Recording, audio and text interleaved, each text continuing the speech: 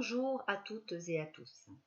Donc je vais, comme je vous l'avais dit dans la précédente vidéo de fin mars, je vais vous parler de ce qu'on appelle les nœuds lunaires. Je vais vous parler d'un grand rendez-vous, comme je l'ai indiqué, qui n'avait pas eu lieu depuis 2002 et puis depuis 2007. Ce rendez-vous, c'est la conjonction, c'est-à-dire la rencontre dans le ciel d'un point fictif que l'on appelle le nœud sud, avec deux planètes, donc la planète Saturne, et ce rendez-vous n'avait pas eu lieu dans le ciel entre ce point fictif et cette planète Saturne depuis 2007, et puis le rendez-vous entre ce même nœud sud et Pluton, qui n'avait pas eu lieu depuis 2002. Donc ce sont quand même des événements, puisque peut-être que certains d'entre vous, en réfléchissant à ce qui s'est passé en 2007 ou en 2002, pourront prendre la mesure d'un certain cycle qui a pu se passer entre la période de cette rencontre en 2007 ou en 2002 et ce qui se passe actuellement. Parce qu'il se trouve que le nœud sud en question, donc ce nœud fictif, je vais vous en dire deux mots un petit peu pour vous expliquer de quoi il s'agit, ce nœud fictif rencontre en même temps ces deux planètes, quasiment en même temps, puisque actuellement ces deux planètes sont dans le ciel, extrêmement proches, jusqu'à un moment donné se rencontrer totalement, mais ça je vous en reparlerai. Ce ne sera que en 2020, même si on peut considérer déjà aujourd'hui que nous en ressentons les effets. La conjonction, c'est-à-dire la rencontre, n'est pas exacte, mais elle est tellement proche qu'on peut considérer déjà qu'on en ressent les effets. Et je vous en reparlerai aussi plus en détail, toujours dans le but de ne pas faire des vidéos trop longues. Donc je n'aime pas entrer trop dans des considérations astrologiques qui peuvent être pas très compréhensibles pour un certain nombre de vous. Donc je vais simplement vous expliquer que les nœuds nord et les nœuds sud donc, sont des points fictifs qui correspondent en fait à des trajets, de croisement entre la course du soleil dans le ciel et la course de la lune. C'est-à-dire que si l'on suit le trajet du soleil, l'écliptique, ce qu'on appelle du soleil dans le ciel, on peut tracer un trait finalement, et donc ce trait, on va dire symbolique dans le ciel, comme si c'est un petit peu comme si le soleil laissait une traînée derrière lui, ça va dessiner dans le ciel une sorte de trait, voilà. Et c'est la même chose pour la lune, c'est-à-dire que si on dessinait dans le ciel une traînée derrière la lune, on se rendrait compte en fait que ces deux trajets, l'écliptique du soleil et le trajet de la lune, se croisent à certains endroits qui sont des points fictifs que l'on appelle le nœud nord de la lune et le nœud sud. Voilà, donc en fait cela correspond symboliquement, encore une fois ce sont des points fictifs puisqu'il n'y a pas de réelle traînée, il n'y a pas de réel trait dans le ciel, ce sont des points fictifs mais qui correspondent au niveau, on va dire, d'une vision de l'être humain comme ayant une âme, comme étant porteur d'une âme, qui a un parcours qu'il suit en fonction des différentes incarnations qu'il va vivre dans le parcours de cette âme. Eh bien, on peut considérer que le nœud nord et le nœud sud indiquent dans un thème astrologique, en gros, le sac à dos avec lequel on arrive dans cette vie et la direction que l'âme a choisi de développer pour pouvoir, dans un sens d'évolution, pour pouvoir réaliser des choses qui n'avaient pas été réalisées auparavant, ou alors prendre conscience d'un certain nombre de choses dont on n'avait pas pris conscience auparavant, dont notre âme n'avait pas pris conscience auparavant. Voilà, c'est un petit peu le type de parcours qui parle plus de la réincarnation du trajet de l'âme en fonction de toutes les vies qu'elle a pu connaître, mais ce sont des points fictifs qui parlent beaucoup plus finalement d'une forme de symbolisme, de ressenti intérieur,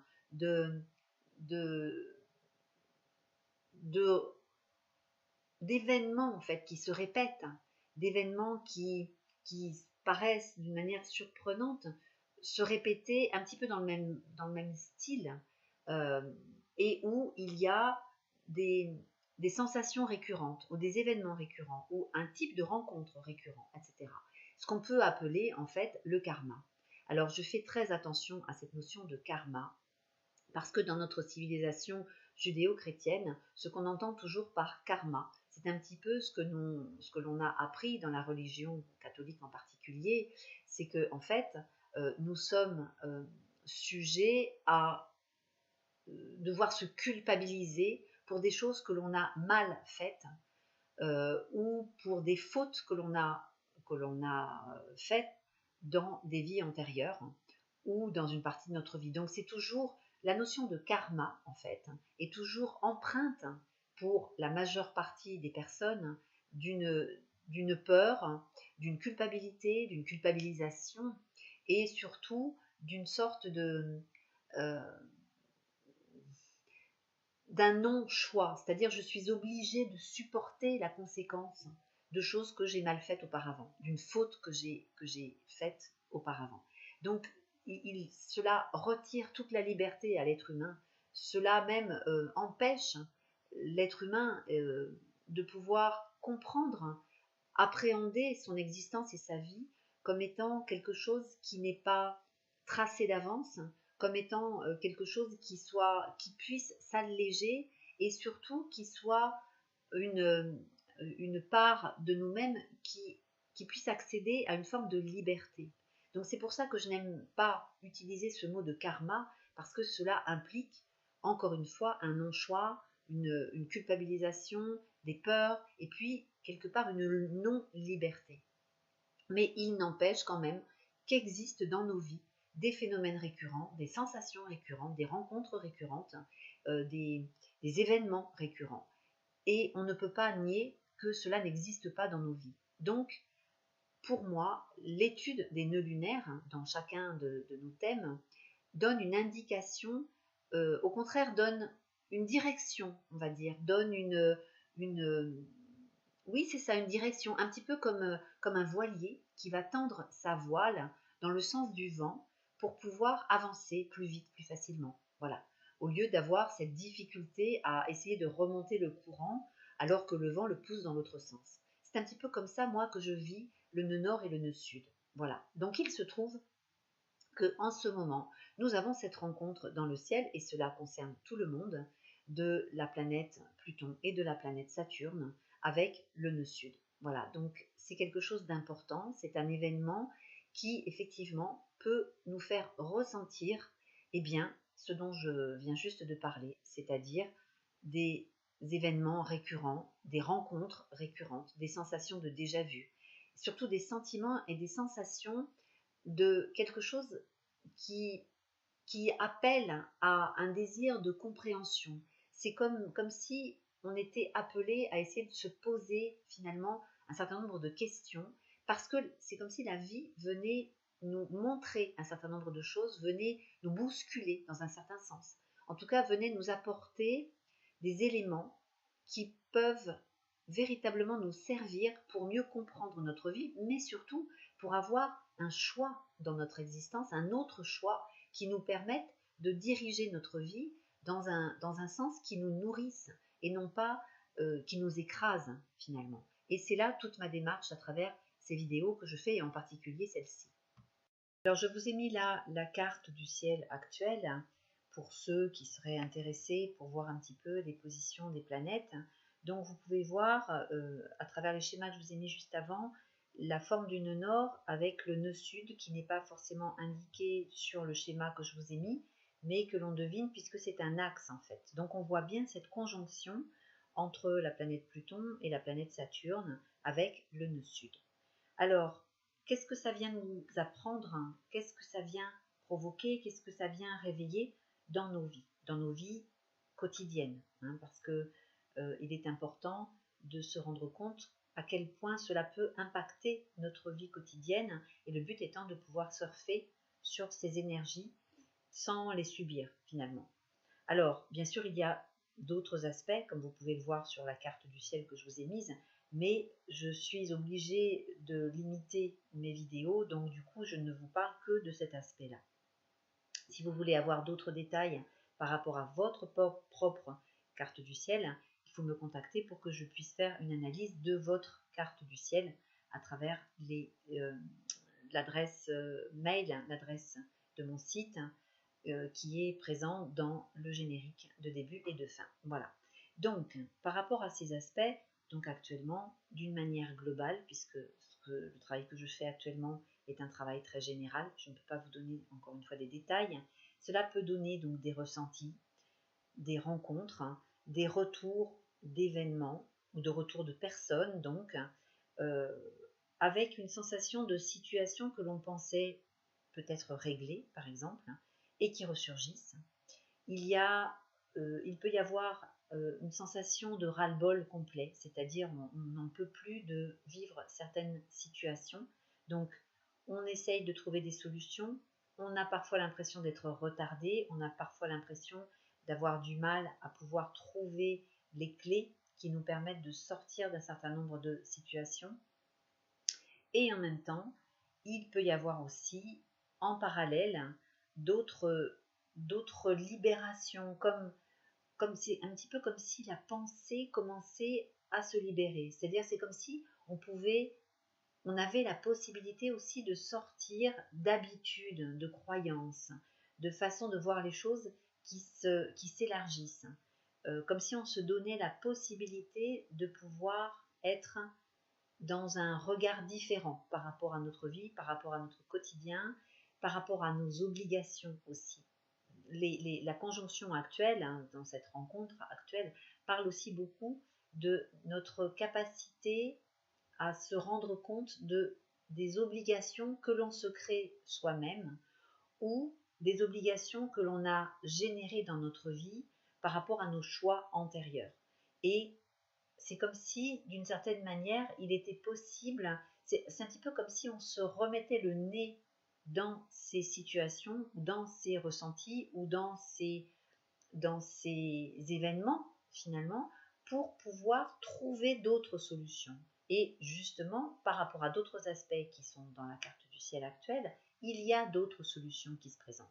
Donc, c'est un petit peu comme si les coquilles dans lesquelles on s'était enfermé ont la possibilité de craquer. C'est comme si on était capable de pouvoir faire d'autres choix. Donc, c'est en même temps des transits qui sont qui peuvent être difficiles, lourds, pesants, difficiles dans le sens où on ne voit pas forcément toujours les portes de sortie tout de suite, dans le sens où cela peut amener une sensation de lourdeur, une sensation de pesanteur, une sensation de ras-le-bol, une sensation de récurrence, c'est-à-dire des choses qui reviennent et qui reviennent comme si on avait du mal à se dire un de ces quatre, je vais pouvoir en sortir. Voilà. Et donc, du coup, il y a en même temps ça, et en même temps, par d'autres aspects, il y a la possibilité de trouver d'autres solutions. On est dans ces aspects, dans ce mouvement aussi de changement. Comme je l'ai dit dans ma dernière vidéo, il est aussi nécessaire de changer notre manière de changer. C'est-à-dire que si auparavant, on attendait vraiment d'être dans une crise énorme avant de pouvoir prendre des décisions, ou de pouvoir, ou ne plus en pouvoir en fait, jusqu'à un point de se rendre malade par exemple, ou de piquer une grosse colère, ou etc., ou de se mettre en burn-out, eh bien aujourd'hui c'est comme si tout à coup on avait la capacité de se réveiller avant d'arriver au burn-out, avant de se mettre dans une colère noire, avant de tomber en dépression, avant, etc., etc. Donc la façon de changer change. Et aussi, on a la sensation que ce sont les événements aussi qui viennent nous faire bouger, qui viennent faire bouger les statu quo, des remises en question aussi à travers des prises de conscience. C'est un petit peu comme si la réalité de notre quotidien avait un autre goût. C'est un petit peu comme si on avait la possibilité, par exemple dans une pièce, d'ouvrir une fenêtre. Quand on ouvre une fenêtre, les sons sont différents, tout ce qui est les odeurs sont différents, la sensation de fraîcheur dans la pièce est différente. Ben, c'est un petit peu ça. Donc c'est comme si on se retrouvait toujours dans cette même pièce avec quelque chose qui se répète, mais en même temps on a l'occasion de pouvoir ouvrir une fenêtre pour vivre cet espace différemment, et aussi éventuellement pour pouvoir justement sortir vers autre chose. Et donc c'est ça en même temps qui fait que cette situation actuelle est paradoxale et en même temps elle est très riche. Donc nous sommes vraiment dans cette nécessité d'accepter ces besoins de changement, d'accepter aussi que cela touche une partie de notre vie ou une façon de changer qui pour l'instant est assez indéterminée, mais en tout cas qu'il y a des éléments qui se présentent, des situations qui se présentent, des personnes qui se présentent, quelle que soit la façon dont chacun nous sommes touchés dans notre vie, puisqu'encore une fois cela dépend du thème de chacun. En tout cas, événements, ressentis, rencontres, émotions aussi, prise de conscience. Voilà, ça peut être aussi une interrogation profonde sur la fin des choses, bien sûr. Qui dit changement dit bien sûr transformation et donc fin des choses, ou fin, que ce soit fin des relations, fin des situations, etc. Il peut y avoir aussi, évidemment, toute une réflexion autour de ce qu'est le changement, avec tout ce que cela implique comme tensions intérieures qu'il est nécessaire peut-être d'accepter lorsqu'il y a par exemple un état de nervosité latent, des difficultés à dormir, etc. C'est parce qu'il y a des émotions qui quelque part restent bloquées, restent coincées. Donc il est important vraiment d'accepter tous les mouvements intérieurs qui de toute façon, et ça c'est vraiment la nature qui veut ça par rapport à ces influences planétaires, c'est comme la lune qui provoque des marées, nous sommes de toute façon touchés, chacun à notre manière. Et donc il est important d'accepter ces mouvements intérieurs, d'accepter tout ce qui remonte à la surface, qu'on peut avoir des sensations de ne pas pouvoir contrôler. Donc cela peut donner des états un petit peu paroxystiques, des états d'angoisse, des états aussi de peur, des états de nervosité profonde, comme je l'ai déjà dit plusieurs fois, voilà, ou alors des sensations de déprime, tout cela sans qu'on puisse véritablement comprendre nécessairement ce que cela, d'où ça vient, par exemple, parce que ça peut tout à fait ne venir, enfin, qu'il n'y ait rien de particulier dans la vie extérieure non plus. Mais c'est comme quelque chose qui se passe à l'intérieur, c'est très intériorisé. Ça, c'est beaucoup aussi le travail des nœuds sud. Voilà, ensuite, pour les personnes qui sont extrêmement sensibles ou qui sont en contact avec, avec leur ressenti intérieur par rapport à des vies antérieures, etc., il peut y avoir des rêves, il peut y avoir aussi des sensations de déjà-vu qui sont vraiment à utiliser pour pouvoir sortir, pour pouvoir en tirer, disons, des conclusions qui puissent servir dans le quotidien. Donc tout ça, c'est ce qui se passe. Il y a une nécessité aussi de révision de nos structures, révision de nos structures du quotidien, de nos structures, de notre organisation peut-être du quotidien, de comment nous travaillons, comment nous organisons notre temps.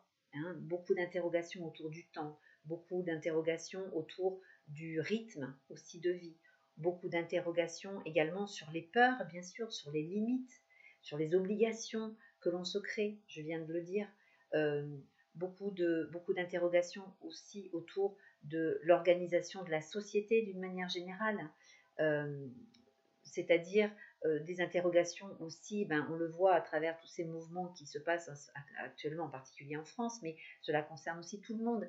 Il y a quelque chose qui bouge profondément par rapport à une structuration sociale, structuration politique aussi, pourquoi pas, structuration financière, comment je m'organise par rapport à mes finances, comment je vis mes relations, comment je m'organise avec mes relations, quel temps je consacre à ma famille, quel temps je consacre à mes amis, quel temps je me consacre pour moi, etc., etc. Donc, c'est vraiment tout ce qui fait écho à l'intérieur de soi, tout cela remonte. Il est très difficile pour moi de faire, je suis obligée de généraliser, il est très difficile pour moi de pouvoir vous dire précisément tout ce qui se passe dans la vie de chacun parce que cela dépend encore une fois du thème de chacun. Mais tout cela peut être transformé, touché, ou une partie de cela, le relationnel, le professionnel, le financier. En tout cas, ce qui est certain, c'est que nous sommes tous touchés d'une manière extrêmement profonde, intime. On sera plus ou moins enclin à s'en rendre compte, suivant évidemment la manière dont on est branché sur ce qui se passe à l'intérieur. Ceci dit, si vous écoutez cette vidéo, ça veut dire que cela fait écho en vous. Et en même temps, c'est comme une confrontation à des événements extérieurs qui nous renvoient à l'écho de notre ressenti intérieur, de nos ressentis intérieurs, de nos croyances intérieures, de nos vécus intérieurs et antérieurs. Et c'est tout cela que vient réveiller cette conjonction, ce rendez-vous actuellement entre le nœud sud, Pluton et Saturne. Voilà, donc j'en termine là parce que j'ai déjà fait une vidéo qui est assez longue. Donc je vous invite maintenant, si vous le souhaitez, à laisser votre commentaire si vous en avez envie. Et puis éventuellement aussi, eh bien, m'écrire à travers le mail que vous trouverez sur mon site. Et surtout, n'oubliez pas, si les vidéos que je poste vous intéressent, n'oubliez pas de cliquer sur le fait de vous abonner et puis de cliquer sur la cloche pour pouvoir être averti des prochains moments, des prochaines vidéos que je vais poster. Voilà, je vous souhaite une bonne fin de journée, une bonne fin de ce cycle-là, avec tous mes encouragements, surtout à ne pas vous juger par rapport à vos modes réactionnels, mais surtout à vous avoir cette observation paisible de ce qui se passe aussi bien à l'intérieur qu'à l'extérieur, dans les limites de vos possibilités finalement, et de vos capacités aussi, hein, parce qu'on n'est pas des surhumains. Mais dans tous les cas, d'accepter aussi que ce sont des périodes qui ne sont pas forcément confortables. Voilà, à tout bientôt. Au revoir.